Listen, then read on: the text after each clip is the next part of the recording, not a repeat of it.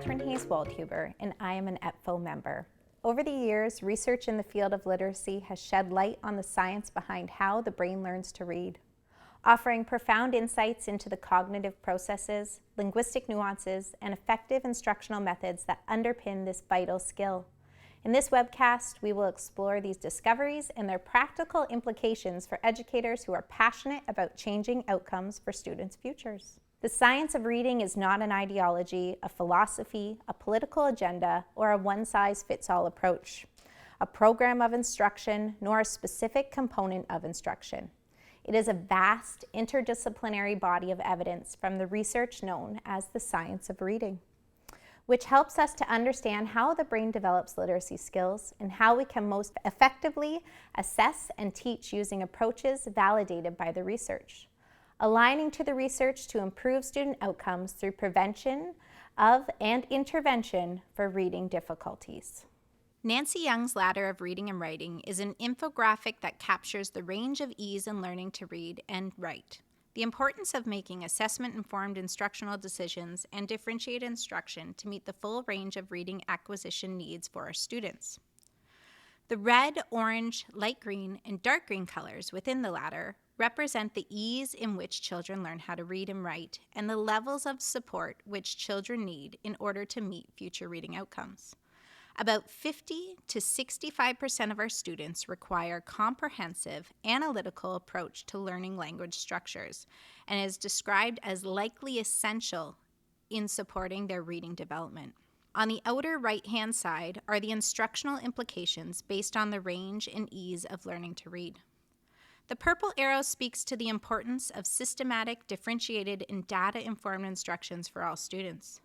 And the blue arrow speaks to the factors influencing learning to read, such as environmental factors encompassing the teacher, school, literacy in the home, language dialect, and economic circumstances. We also need to consider within student factors captured in the blue arrow, attentional disorders, psychological disorders, exceptionalities, and our neurodiverse learners, which are not limited to dyslexia, specific reading comprehension disabilities, developmental language disorder, intellectual disability, and intellectually gifted or advanced students. What resonates with me most about this infographic is that it captures the complexity of learning how to read and the varying factors that impact the outcome of student success. Furthermore, it allows us to consider the lens of CRRP, ensuring a culturally responsive, relevant pedagogy, and ensuring a place for the three tenets of critical consciousness, cultural competence, and especially a culture of high expectations. As we embrace a structured literacy approach, we want to use the evidence, but not lose sight of the importance of differentiation. As the ladder of reading and the pedagogical underpinnings within the Learning for All documents depict that what is good for some is good for all, we must continue to emphasize differentiated instruction. Yes, all students benefit from structured literacy. However, our neurodiverse learners still may require Tier 2 and Tier 3 instruction in order to close gaps. Speech is an inherent and instinctual aspect of human communication, with a history spanning hundreds of thousands of years. Our brains are inherently predisposed for spoken language, while the natural inclination for writing and reading is not ingrained. Fortunately, thanks to advancements in neuroscience, we can construct a deeper understanding of this process. Our understanding of the brain's workings during the acquisition of reading skills has evolved significantly. We have distinct regions of our brains which respond to various stimuli, such as objects and faces. It's important to note that becoming a proficient reader is a cultivated skill rather than an innate one.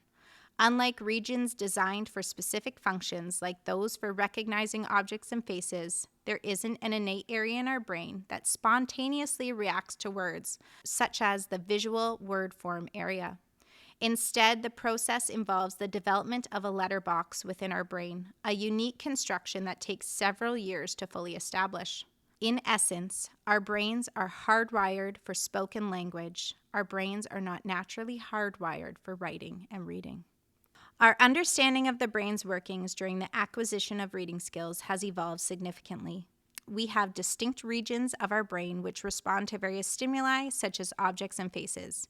It's important to note that becoming a proficient reader is a cultivated skill rather than an innate one. Unlike regions designed for specific functions, like those for recognizing objects or faces, there isn't an innate area in the brain that reacts to words, such as the visual word form area. It requires rewiring of the brain, building a new neural pathway in the process that involves the development of the letterbox within our brain, a unique construction that takes several years to fully establish. As Mark Seidenberg states, beneath this seemingly simple behavior, however, a vast coordinated network of activities is occurring. Basic mechanics that support skilled reading. The four-part processor in learning to read refers to a cognitive model that breaks down the reading process into four essential components or stages, which work together to facilitate the reading process, helping individuals decode and comprehend written language effectively. This model helps educators and researchers understand how individuals acquire reading skills and the different cognitive processes involved. This four-part processor model underscores the importance of systematically addressing these components in reading instruction. The four parts are the phonological processor, which focuses on recognizing and processing the sounds, or the phonemes, of spoken language and connecting them to written word. The orthographic processor involves recognizing and processing the visual patterns and structures of written words and letters. The meaning processor concentrates on understanding the meaning of words, sentences, and texts using vocabulary and semantic knowledge. And the context processor considers the surrounding text and the context to aid in understanding, including using context clues to infer word meanings and comprehend passages. The ultimate goal of reading is to understand and derive meaning from text. However, we cannot become successful at comprehension without decoding, which leads us to the complementary theoretical framework of the simple view of reading. This simplified framework that emphasizes the importance of decoding and language comprehension as an essential components of reading proficiency. This is a framework that helps us understand the complex process of reading comprehension by breaking it down into two essential components, decoding and language comprehension. This model was originally proposed by Goff and Tunmore in 1986 and has been influential in literacy research and education. Here's an explanation of two components. Decoding, or word recognition, represents the ability to recognize and convert written words into their corresponding spoken language. It involves skills such as phonics, phonological awareness, and word recognition. Decoding is essentially about sounding out words and understanding the relationship between letters and sounds. Proficient decoding enables a reader to read fluently and accurately. Language comprehension focuses on understanding the meaning of words, sentences, and texts. It encompasses vocabulary knowledge, syntactic understanding, grammar, and higher order comprehension skills such as inferencing and interpretation.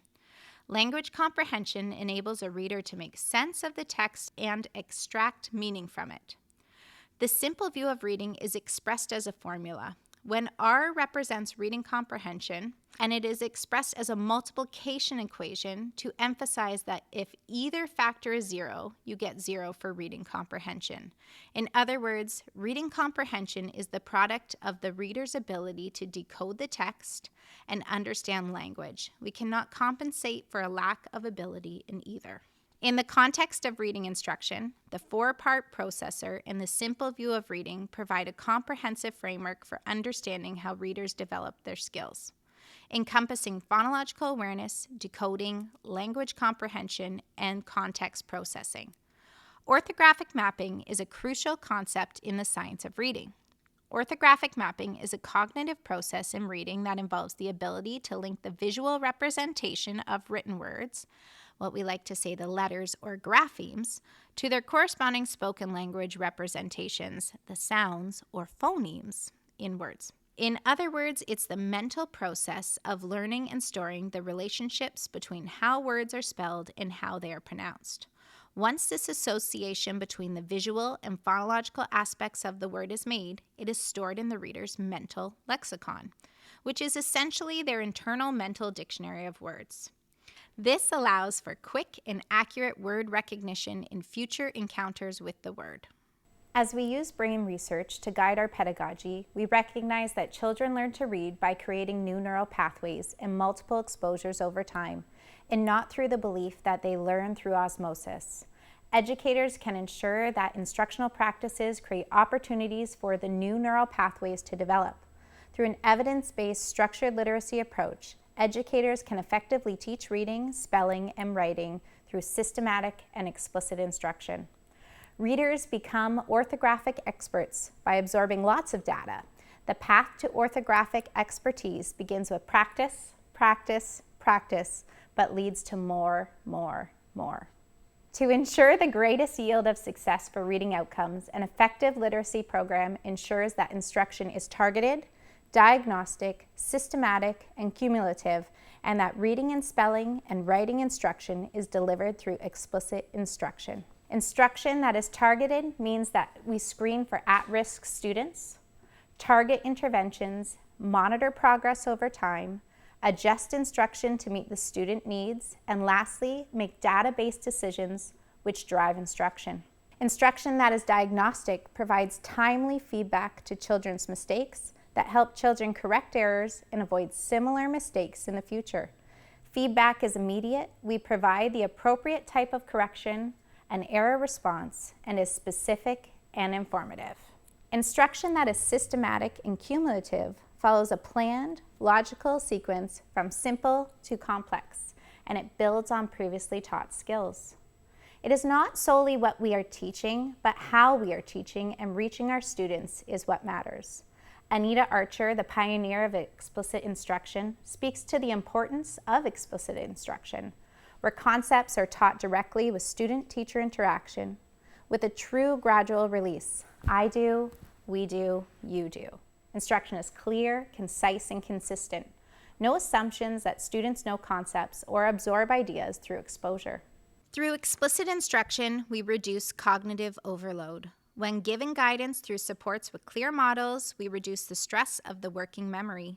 Again, we emphasize the importance to be clear, consistent, and concise, strategically moving students from dependent to independent by building opportunities for transfer and application, as the educator is the guide on the side using explicit instruction. As Anita Archer states, the magic truly is in the instruction. Concepts are taught directly with student-teacher interaction. When we are curating our instruction and we truly believe that the magic is in the instruction, we can create reading instruction that is motivational, fun, and engaging, because engagement matters. Ensure that corrective feedback is immediate and timely. If you expect it, pre-correct it, as Anita Archer states. I would like to bring you back to the brain research, and because we are creating new neural pathways, we must remember that the neural pathways that fire together fuse together. So it's critical that we are providing the correct model for our students. The pacing that we provide, as Anita Archer says, is perky and not pokey. And that we should keep in mind that learning is interactive, embracing the I do, we do, you do model. Students need multiple exposures over time, practicing the skills in a variety of different contexts. Practice makes permanent. As you curate your instruction, I encourage you to keep in mind that the most engaging experiences rarely come home in a backpack. As we use our professional judgment paired with research, we can place reflective practice at the forefront of our instruction. There are practices that we can rethink, refine, and potentially repeat as we consider the research. Using research-informed practices allows us to abandon practices that instill poor reading habits anchored in 3 cueing. We can refine our practice, swapping out 3 cueing prompts for reading prompts that are anchored in using and applying the code to solve words. The best cue to a word is the word itself. That is the great thing about the alphabetic writing system. The spelling of a word tells you what the word is. When we align to the research, it is a preventive and equitable approach rather than a reactive approach to instruction.